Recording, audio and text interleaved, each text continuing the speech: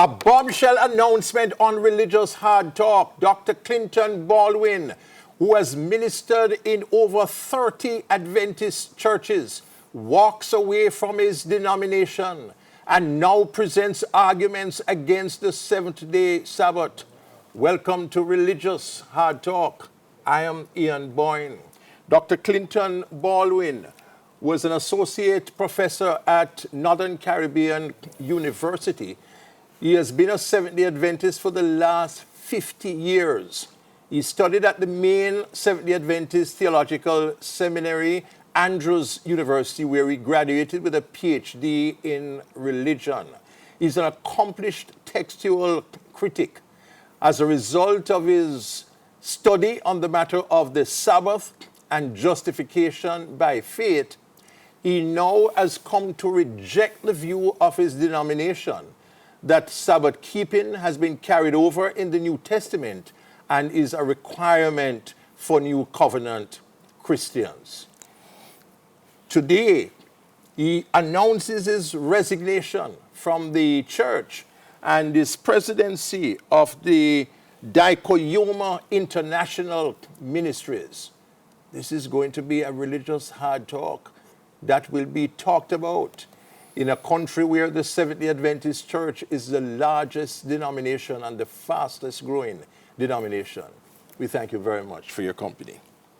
Clinton, I can sense a kind of a bittersweet moment. I can imagine that after spending 50 years in the Adventist Church, having baptized large numbers of persons, having taught so many students at NCU, having tutored in Greek at the top-rated Andrews University, having so many friendships in the Adventist Church, your family in the Adventist Church. I know that, I mean, this is a program for me, but I sense your deep emotions because I know that you do not come to this announcement with unmixed pleasure. It must be a very, very difficult moment for you. Clearly, it is not an impulsive decision. Let's talk about your ground in Adventism. I mean, your siblings have all been leaders. Talk about the Baldwin heritage in Adventism. Thank you, Ian, for the privilege and for the opportunity of being here. My family became Seventh-day Adventists. My mother and 4 siblings, 5 children, all of us, we became Seventh-day Adventists in 1967. We started attending the church in 1967. By 1972, the last in the family, the last child, who happens to be me, got baptized. So I've been a baptized Seventh-day Adventist since 1972 and attending church since 1967. The entire family has always been very, very active in the church. Throughout you became a deacon early, yeah? I think I have. Yes, that I got ordained. Yes, because yes. Ian, I've been an Adventist of Adventists. Yes. People who know me know that even going to high school, I was extremely zealous for the faith, and so I got ordained as a deacon at the age of 14. 14? 14. As a deacon? The deacon. By then I was preaching, teaching, doing everything in church. You're preaching at 14? I started even before. Before that, you were preaching. Yes. Even before that. I was Pathfinder director, other offices in the church. I was in church every day from Saturday back to Saturday, because on Sabbath, it is all day. Yes. Sunday night is Sunday night meetings. Yes. On Monday, it is band practice, choir practice. On Tuesday, it is Pathfinder Club. On Wednesday, it is, Wednesday night prayer meeting, and it continues like that.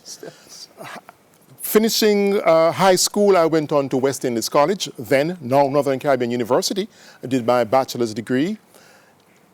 When I was through, I pastored in Jamaica from 1986 to 93. So I've had the privilege of serving in Like in what 20 areas? I did my internship in Old Harbour district. There were 12 churches in the you grew district. up in Clarendon, eh? I grew up in Clarendon. My internship in Old Harbour, 12 churches.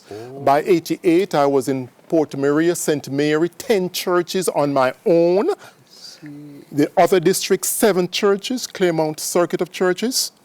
Then in 93, I left for Mexico for my master's degree. When I was through there, I went on to Andrews University, where I did my PhD. When I was through with my PhD, I worked as a pastor in Rhode Island. I pastored 3 churches. And then I returned to Jamaica in 2008. I served at NCU for 6 years. Yes. In other words, you held there? I was associate professor of theology. So my life, all my friends, most of my friends, 99.9% of my friends are Seventh-day Adventists. My entire life, the family, my brothers and my sisters were all leaders in the church for decades. We've been very active. So I am an Adventist of Adventists in terms of knowing Adventist doctrines, knowing the operations of the church. However, Ian, I have a commitment to God above a commitment to an organization. Jesus died for me, not the church. So while I appreciate the church, and the Seventh-day Adventist Church is a wonderful organization, there are many strengths and positives about the Seventh-day Adventist Church. It has cradled me, and I appreciate the Adventist Church. But then again, Jesus died for me, not the church. And the Seventh-day Adventist Church, like all other Christian denominations, has its strengths and its weaknesses. And one of the weaknesses, which I will elaborate on, of the Seventh-day Adventist Church is that God has blessed the church with many blessings in its beginning days, and in some of these areas, the church has refused to grow and to evolve and to accept the scholarship that many of the scholars are quietly trying to nudge the church along. Having had the opportunity to study the Sabbath, I was led through different circumstances and situations to study the issue of the Sabbath, because as a Seventh-day Adventist, you will question every other subject, but not the Sabbath. That's true. That is over-finished with, packaged, and we have no thoughts about it. But I'd just like to invite my fellow Adventist Christian, my members, please, in the name of Jesus, just step back and take another look. Because there is so many things there that the Lord has been trying to communicate to us. And you say, Ian, that I reject the Sabbath. I'd like to qualify that in that I have not rejected the Sabbath. I have accepted the Sabbath in a fuller sense. I am more of a Sabbath keeper now, more in line with the biblical presentation of Sabbath. And I've taken the time out to write the book, The Person of Jesus, God's Obligatory Sabbath, in which over 350 other pages I have outlined in thorough details all the questions. And it's questions that I used to ask, arguments that I myself, as a Seventh-day Adventist pastor, used to use.